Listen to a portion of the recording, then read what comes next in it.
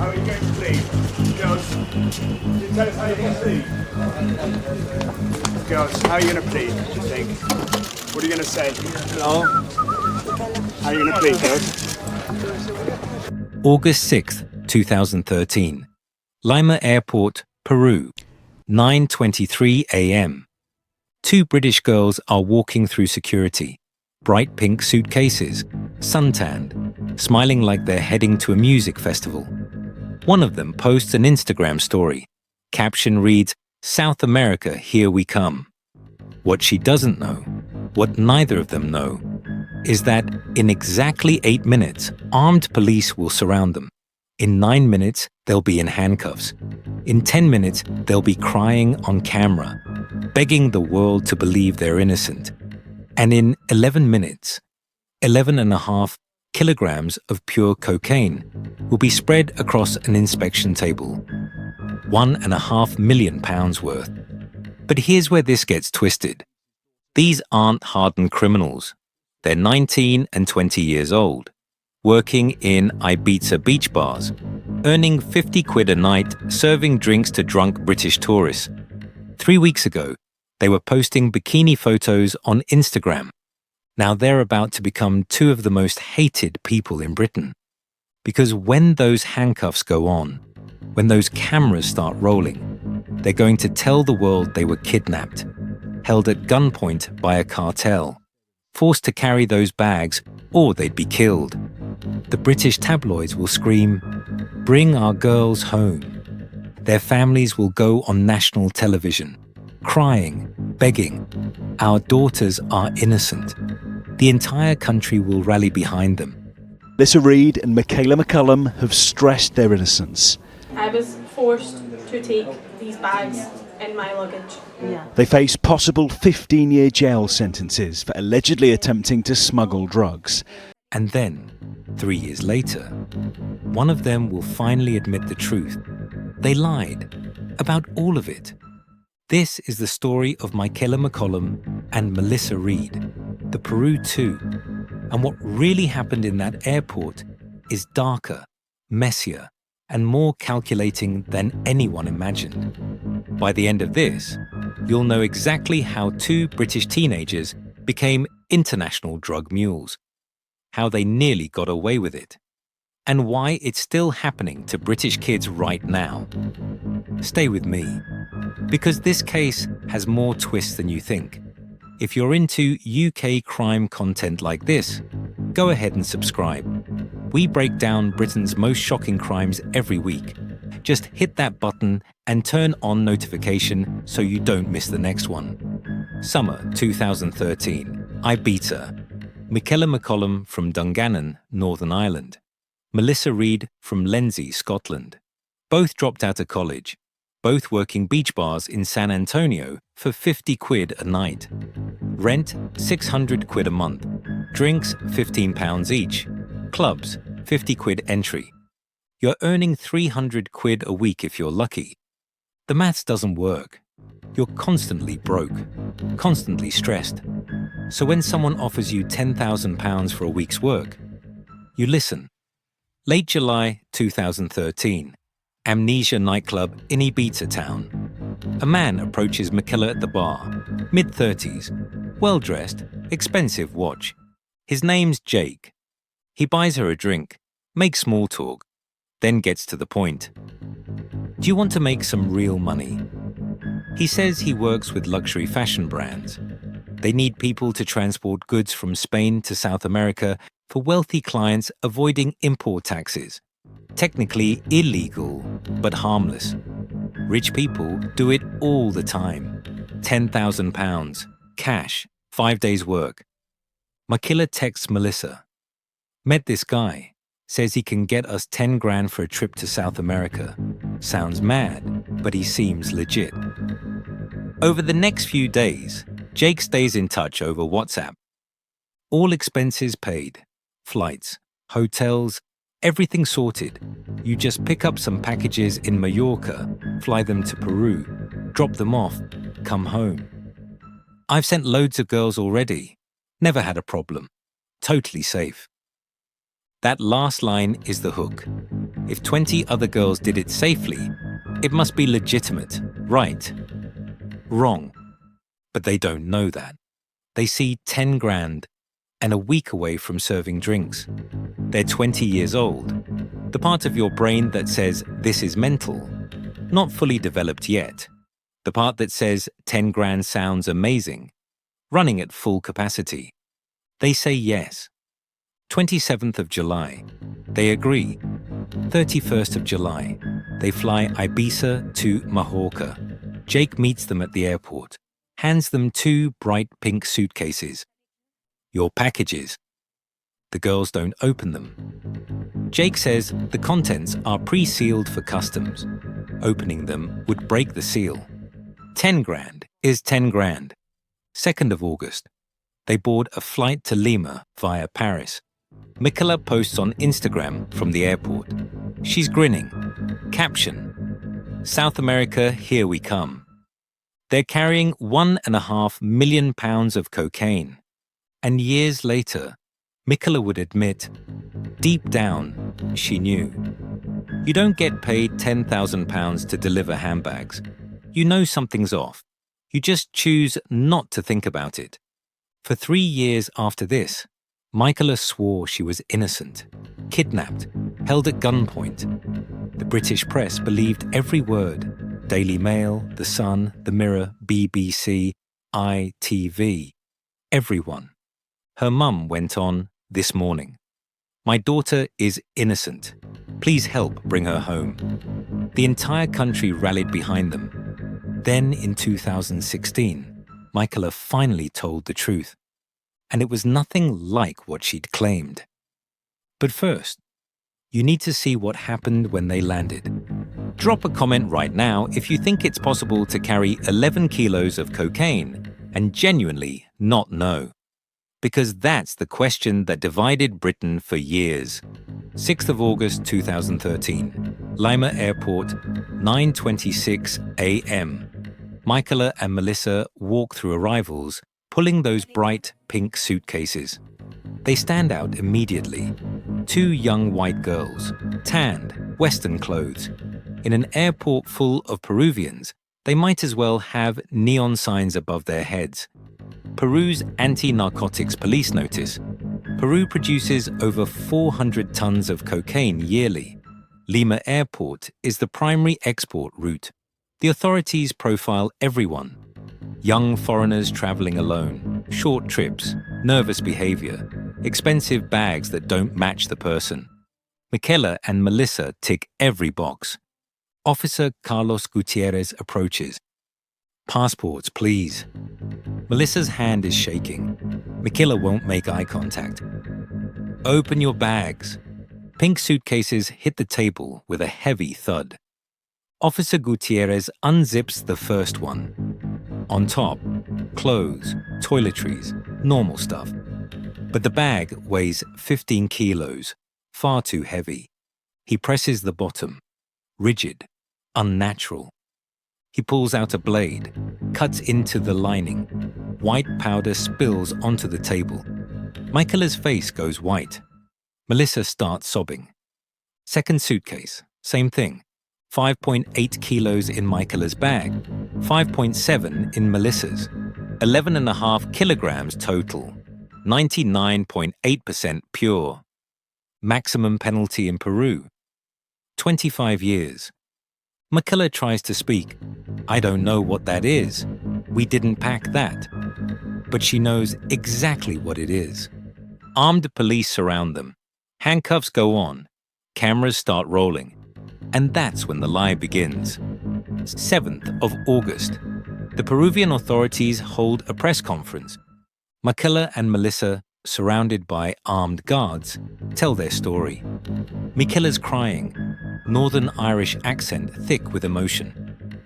We were taken from our hostel by men with guns. They threatened to kill us if we didn't carry the bags. We didn't know what was inside. We're victims. Please, we just want to go home. Melissa's sobbing. They said they'd hurt our families. We had no choice. Genuine tears streaming down their faces. And Britain believes them. The tabloids go mental. Daily Mail, Brit girls forced to be drug mules by gunmen. The Sun, Peru Two, kidnapped and terrified. The Mirror, cartel held knife to our throats. ITV, BBC, Sky. Every outlet runs it. Michaella's mum on This Morning. My daughter would never do this. She's been forced. The narrative locks in. Two innocent British girls, victims of a cartel. Public sympathy is massive. Social media campaigns, petitions to bring them home. But the Peruvian investigators aren't buying it because they have evidence, hotel records. The girls checked in voluntarily, paid with their own cards. CCTV footage from the night before shows them drinking in bars, laughing, taking selfies. Doesn't look like hostages. WhatsApp messages recovered from their phones. 10,000 each when we get back. Easy money. Can't wait to get home. Instagram post. Michaella posted adventure time from Lima Airport. Flight records. They booked the tickets themselves. Return flights already paid for. No kidnapping, no guns, no cartel, safe house. Prosecutor Juan Mendoza tells the BBC, "These girls are lying. They came here for money. They knew what they were carrying. This is international drug trafficking." And that changes everything. The British press turns on them immediately. Before, it was innocent Brits trapped in hell. Then after, it became lying drug mules shame Britain. Same papers, same girls, opposite treatment. Because Britain loves a victim story, but we love a villain even more. Daily Mail comments, "Hope they rot. Stupid girls, they deserve it. Leave them there." Michaella and Melissa read every word. From a cell in Ancon Prison, Lima, one of South America's most dangerous prisons. 17th of September 2013. Faced with overwhelming evidence, they changed their plea. Guilty. Sentence, 6 years, 8 months in Ancon Prison. No more kidnapping story. Just two British girls who tried to smuggle cocaine and lied about it. But it would be 3 more years before the full truth came out. In 2016, Michaella's released early for good behavior. 2 years, 10 months served. She's back in the UK. The BBC convinces her to do a documentary. For the first time, the truth. I knew what I was carrying, not specifically. I didn't open the bags and see cocaine. But you don't get paid £10,000 to deliver handbags, do you? I'm not stupid. Deep down, I knew it was something illegal. I just convinced myself it wasn't that serious. I thought I was clever enough not to get caught. I thought I'd be the one who got away with it. I was wrong. There it is. No kidnapping, no guns. Just two 20-year-old girls who wanted fast money and thought they were smarter than the system. Here's what actually happened. 20th of July. Michaella meets Jake. He offers 10 grand. 25th of July. The girls Google cocaine trafficking Peru sentence.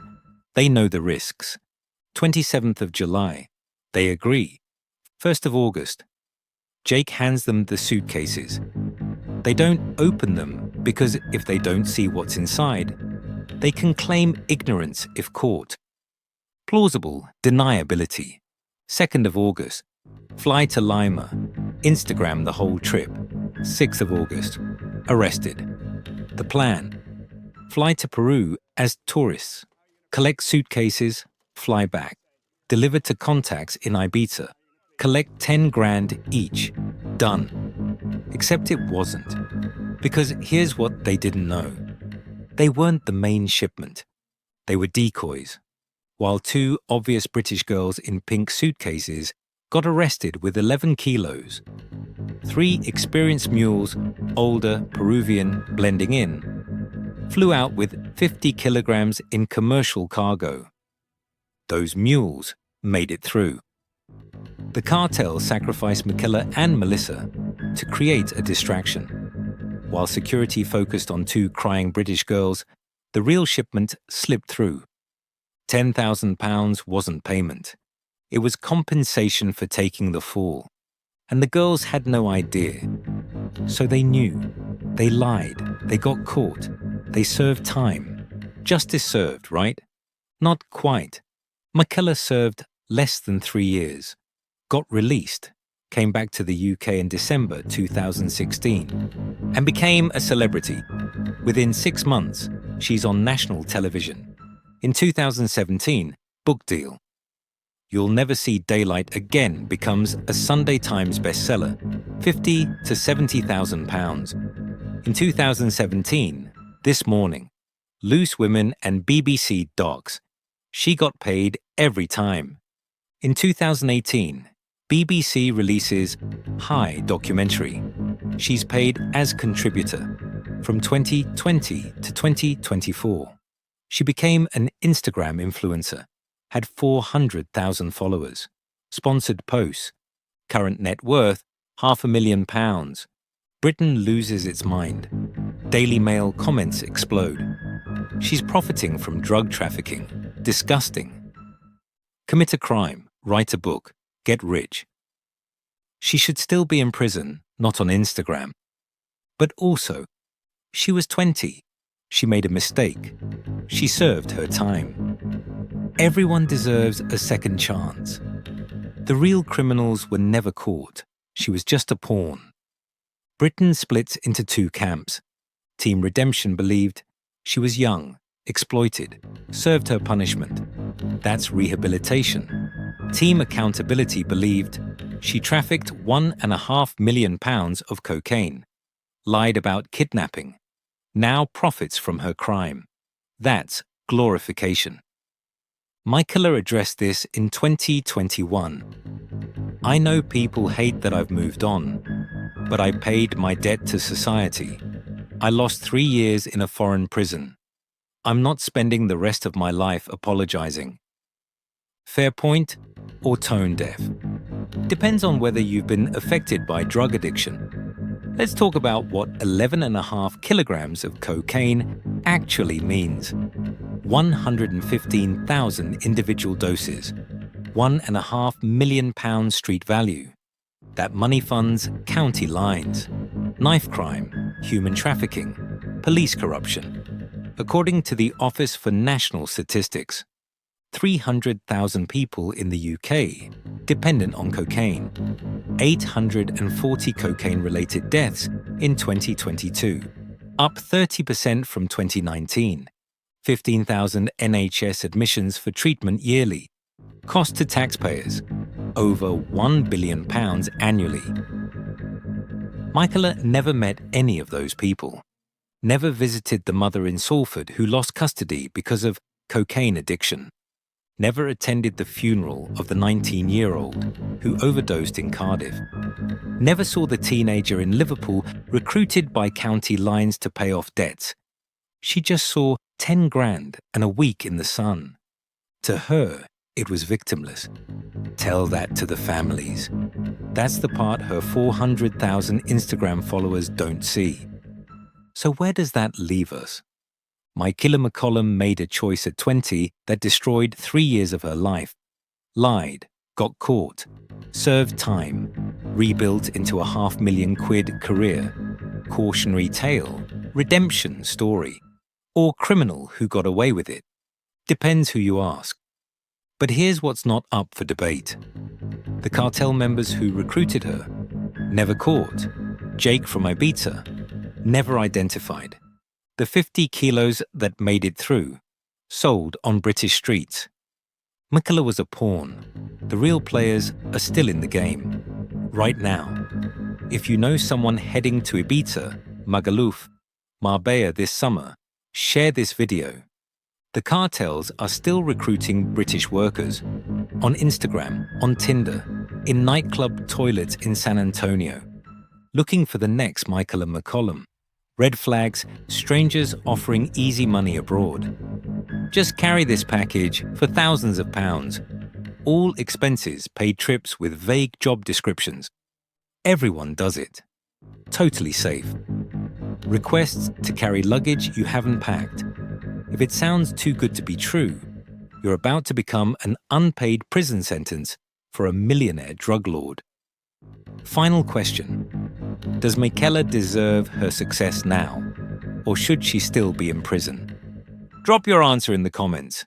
Britain's still completely divided. Want to see the other side? Border Force catching mules at British airports.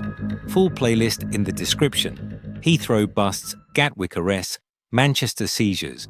This is Crime Scene Chronicles, the stuff the tabloids don't fully explain. Thanks for watching. See you next week.